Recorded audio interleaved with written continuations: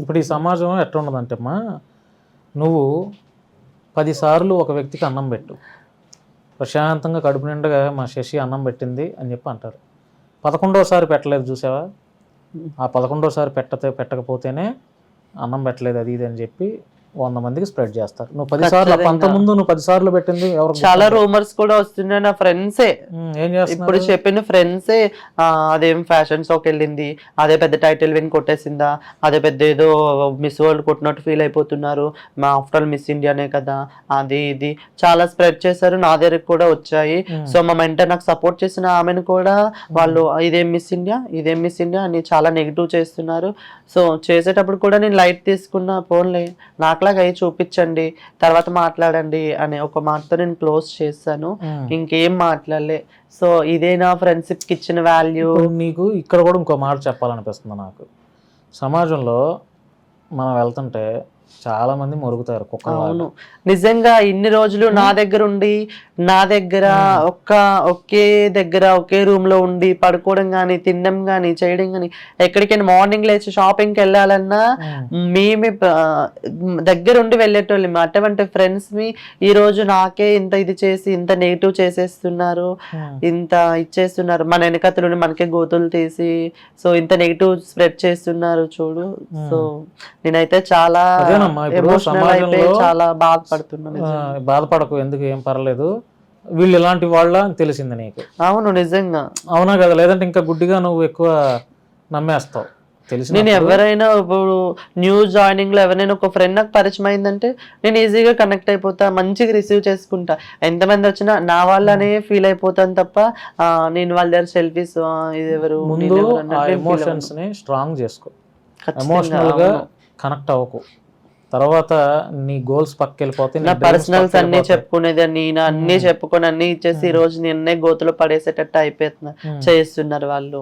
అందుకే ఎమోషనల్ గా ఎవరు కనెక్ట్ అవ్వకు, ఎమోషనల్ గా ఎవరికి కనెక్ట్ అవ్వకు. తర్వాత వెనక తిరిగి తీసుకోలేవు. ఆ ఎమోషనల్ గా ఎప్పుడైతే కనెక్ట్ అవుతారో మనుషులు సూసైడ్ చేసుకోవడానికి కూడా అవకాశం ఉంటుంది.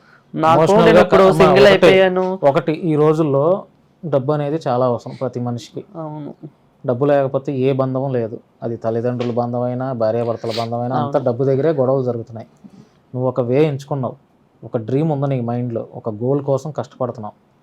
ఆ కెరియరు ఆ విధంగా నువ్వు కష్టపడితే ఇవన్నీ ఏముందమ్మా, టెంపరీ. అర్థమైంది. అల్టిమేట్గా నువ్వు ఎప్పుడైతే సక్సెస్ అవుతావో అప్పుడే ఏంటనేది నీకు ఆలోచించే క్యాపబిలిటీ వస్తుంది నీకు. ఇవన్నీ చిన్న చిన్న అట్రాక్షన్స్. నన్ను అడిగితే మరి నేనైతే మంచి మాటలో చెప్తున్నానని నా ఫీలింగ్. లేదు నువ్వు ఇంకా ఎమోషనల్గా వాళ్ళకి కనెక్ట్ అవుతానంటే నేను లేదు. ఇప్పుడు నేను ఒక్కదాన్ని అయిపోయాను, నేను ఫ్రెండ్స్ తో నేను మాట్లాడతలేదు, నేను ఒక్కదాన్నే ఉంటున్నా, నా పని నేను చేసుకుంటున్నా. ఇప్పుడు నాకు మంచి ఆపర్చునిటీస్ వస్తున్నాయి, చిన్న చిన్న క్యారెక్టర్స్ అన్న ఏ క్యారెక్టర్ని కూడా నేను వదలను, ప్రతిదీ చేసుకుంటూనే పోతా. ఏదే రోజు సక్సెస్ వస్తుంది, ఏదే రోజు ఒక్కటైనా క్లిక్ అయ్యి హైలైట్ అయితే మంచి రెస్పాన్స్ వస్తుంది సొసైటీ నుంచి. నాకు ఏ ఫ్రెండ్స్ వద్దు, నాకు ఎవరు వద్దు, ఆటోమేటిక్ సక్సెస్ అయితే అందరు నా దగ్గరికి వస్తారు అన్న హోప్ ఉంది కాబట్టి నేను ఫ్రెండ్స్ని ఇప్పుడు దూరం పెట్టేసా. ఎవరితోటి ఎంత మాట్లాడతలేదు. ఇప్పుడు ఏ ఫ్రెండ్స్ లేరు, ఒక్కదాన్నే ఉన్నా. ఒక్కదాన్నే. నీకు ఇంకేమన్నా బాధగా ఉంటే అన్నయ్యగా నాకు ఫోన్ చేసి చెప్పు, అన్నయ్య నాకు ఈ బాధ ఉంది, ఈ హెల్ప్ కావాలని నేను చెప్పు, నేను చేసి పెడతా తప్పకుండా. సక్సెస్ అవడానికి ప్రయత్నం చేయమ్మా, అర్థమైందా? ఇవన్నీ వదిలేసాయి, ఇవన్నీ ఏముంది పెద్ద వైరల్ అయ్యి హార్డ్ వర్క్ చేసుకుంటే ఆటోమేటిక్ నువ్వే అవుతావు, మంచి అవకాశాలు వస్తాయి, నువ్వు 10 మందికి హెల్ప్ చేసే పొజిషన్ లో ఉంటావు. ఇవన్నీ టెంపరీ. నీకు పర్మనెంట్ గా కావాల్సిన ఇది నీ చేతుల్లోనే ఉంది. ఎమోషనల్గా ఎవడో కనెక్ట్ అవ్వకు, ఎవడో మంచోడు ఎవడు లేడు, అర్థమైందా? అందరూ దొంగలే, కుర్రాళ్ళంతా ప్రేమ పేరుతో ఆడవాళ్ళందరూ మోసం.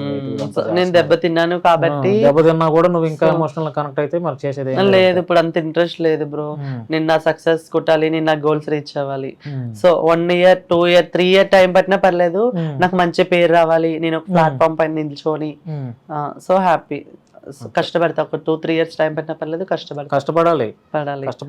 కూర్చుంటే మిస్ ఇండియా నాకు అవార్డు ఎవరు తెచ్చి పెట్టారు, ఎవరేముండదు, మన రూపాయి మనమే సంపాదించుకోవాలి, నువ్వే కట్టుకోవాలి.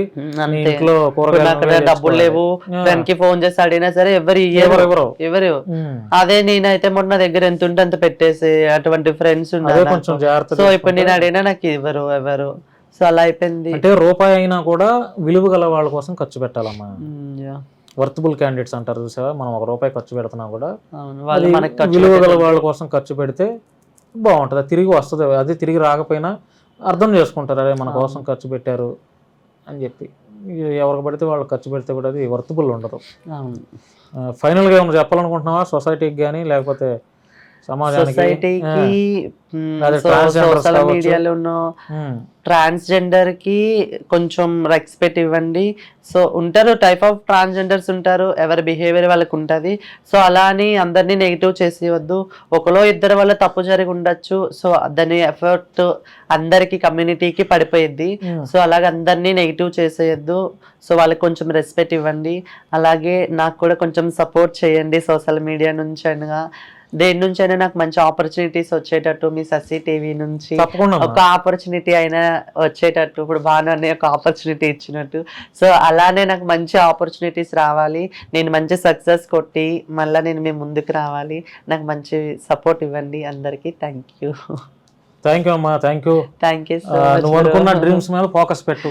ఖచ్చితంగా నేను చెప్పేది ఇదే ఫైనల్గా, నేను ఏదైతే నీకు ప్రామిస్ చేశానో అది తప్పకుండా ఇంప్లిమెంట్ చేయడానికి కూడా ప్రయత్నం చేస్తాను.